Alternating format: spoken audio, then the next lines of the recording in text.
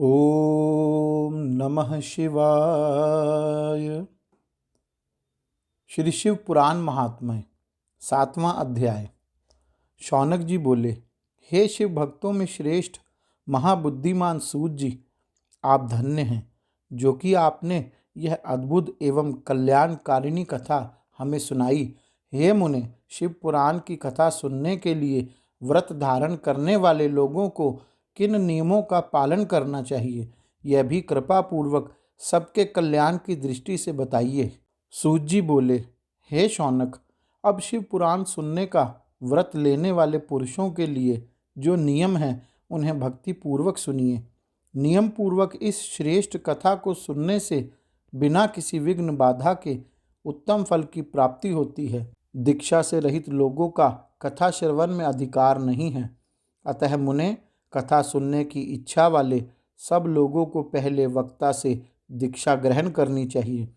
कथावर्ती को ब्रह्मचर्य से रहना, भूमि पर सोना, पत्तल में खाना और प्रतिदिन कथा समाप्त होने पर ही अन्न ग्रहण करना चाहिए।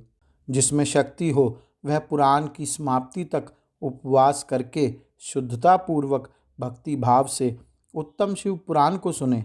घृत अथवा दुग्ध पीकर सुखपूर्वक कथा श्रवण करे अथवा फलाहार करके अथवा एक ही समय भोजन करके इसे सुनना चाहिए। इस कथा का व्रत लेने वाले पुरुष को प्रतिदिन एक ही समय हविष्यान्न भोजन करना चाहिए। जिस प्रकार से कथा श्रवण का नियम सुखपूर्वक पालित हो सके वैसा ही करना चाहिए। कथा श्रवण में विघ्न उत्पन्न करने वाले उपवास की तुलना में तो मैं कथा श्रवण में शक्ति प्रदान करने वाले भोजन को ही अच्छा समझता हूँ। गरिष्ठ अन्न, दाल, जला अन्न, सेम, मसूर, भाव दूषित तथा बासी अन्न को खाकर कथाव्रती पुरुष कभी कथा ना सुने। कथाव्रती को बैंगन, तरबूज, चिंचिड़ा, मूली, कोहड़ा, प्याज, नारियल का मूल तथा अन्य कंद मूल का त्याग करना चाहिए। जिसने कथा का व्रत ले रखा हो वह पुरुष प्याज, लहसुन, हींग, गाजर, मादक वस्तु तथा आमिष कही जाने वाली वस्तुओं को त्याग दे। कथा का व्रत लेने वाला जो पुरुष हो उसे काम, क्रोध आदि 6 विकारों, ब्राह्मणों की निंदा तथा पतिव्रता और साधु संतों की निंदा का त्याग कर देना चाहिए। कथा श्रवण का व्रत धारण करने वाला व्यक्ति रजस्वला स्त्री को ना देखे, पतित मनुष्यों को कथा की बात ना सुनाए, ब्राह्मणों से द्वेष रखने वालों और वेद बहिष्कृत मनुष्यों के साथ संभाषण ना करे। कथावर्ती पुरुष प्रतिदिन सत्य, शौच, दया, मौन, सरलता, विनय तथा मन की उदारता, इन सद्गुणों को सदा अपनाए रहे। श्रोता निष्काम हो या सकाम, वह नियम पूर्वक कथा सुने। सकाम पुरुष अपनी अभीष्ट कामनाओं को प्राप्त करता है और निष्काम पुरुष मोक्ष पा लेता है। दरिद्र, क्षय का रोगी, पापी, भाग्यहीन तथा संतान रहित पुरुष भी इस उत्तम कथा को सुने। काकवंध्या आदि जो 7 प्रकार की दुष्टा स्त्रियां हैं तथा जिस स्त्री का गर्भ गिर जाता हो, इन सभी को शिव पुराण की उत्तम कथा सुननी चाहिए। हे मुने, स्त्री हो या पुरुष, सबको यत्न पूर्वक विधि विधान से शिव पुराण की उत्तम कथा सुननी चाहिए।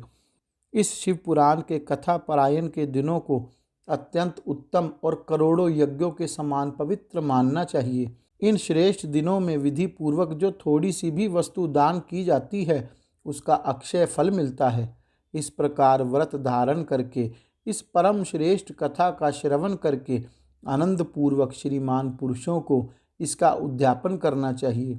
इसके उद्यापन की विधि शिव चतुर्दशी के उद्यापन के समान है। अतः यहाँ बताए गए फल की आकांक्षा वाले धनाढ्य लोगों को उसी प्रकार से उद्यापन करना चाहिए। अल्प वित्त वाले भक्तों के लिए प्राय उद्यापन की आवश्यकता नहीं है, वे तो कथा श्रवण मात्र से पवित्र हो जाते हैं। शिव जी के निष्काम भक्त तो शिव स्वरूप ही होते हैं। हे महर्षि, इस प्रकार शिव पुराण की कथा के पाठ एवं श्रवण संबंधी यज्ञोत्सव की समाप्ति होने पर श्रोताओं को भक्ति एवं प्रयत्न पूर्वक भगवान शिव की पूजा की भांति पुराण पुस्तक की भी पूजा करनी चाहिए। तदंतर विधि पूर्वक वक्ता का भी पूजन करना चाहिए। पुस्तक को आच्छादित करने के लिए नवीन एवं सुंदर बस्ता बनाएं और उसे बांधने के लिए दृढ़ एवं दिव्य सूत्र लगाएं। फिर उसका विधिवत पूजन करें।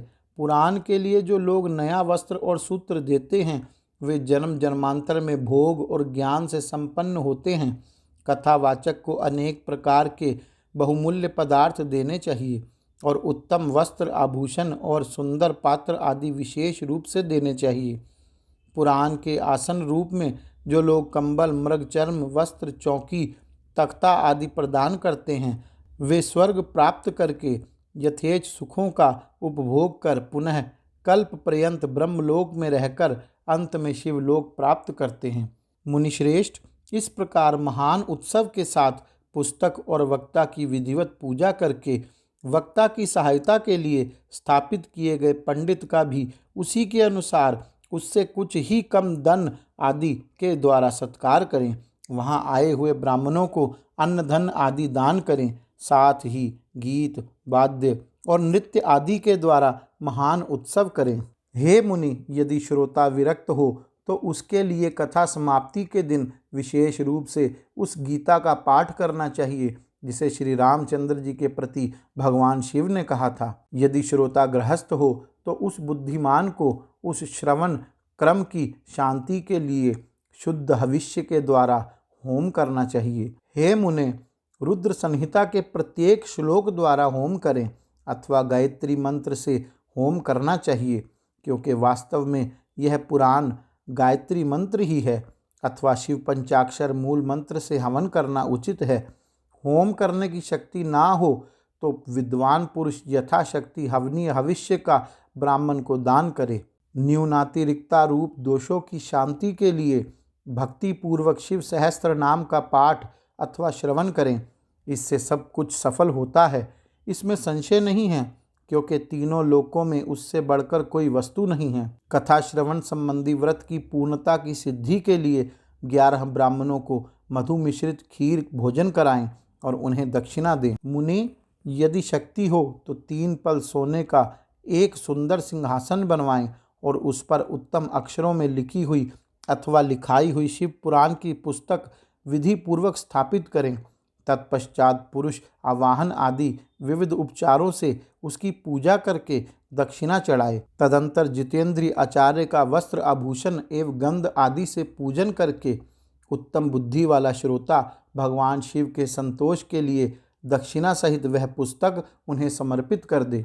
हे शौनक, इस पुराण के उस दान के प्रभाव से भगवान शिव का अनुग्रह पाकर पुरुष भवबंधन से मुक्त हो जाता है। इस तरह विधि विधान का पालन करने पर श्री संपन्न शिव पुराण संपूर्ण फल को देने वाला तथा भोग और मोक्ष का दाता होता है। हे मुने, मैंने आपको शिव पुराण का यह सारा महात्म्य जो संपूर्ण अभिष्ट को देने वाला है बता दिया।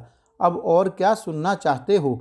श्री संपन्न शिव पुराण समस्त पुराणों का तिलक स्वरूप माना गया है। यह भगवान शिव को अत्यंत प्रिय, रमणीय और भव रोग का निवारण करने वाला है। जो सदा भगवान विश्वनाथ का ध्यान करते हैं, जिनकी वाणी शिव के गुणों की स्तुति करती है और जिनके दोनों कान उनकी कथा सुनते हैं, इस जीव जगत में उन्हीं का जन्म लेना सफल है। वे निश्चय ही संसार सागर से पार हो जाते हैं। भिन्न भिन्न प्रकार के समस्त गुण जिनके सच्चिदानंदमय स्वरूप का कभी स्पर्श नहीं करते, जो अपनी महिमा से जगत के बाहर और भीतर वाणी एवं मनोवृत्ति में प्रकाशित होते हैं, उन अनंत और आनंद घन रूप परम शिव की मैं शरण लेता हूँ। गौरी शंकर भगवान की जय। ओम नमः शिवाय।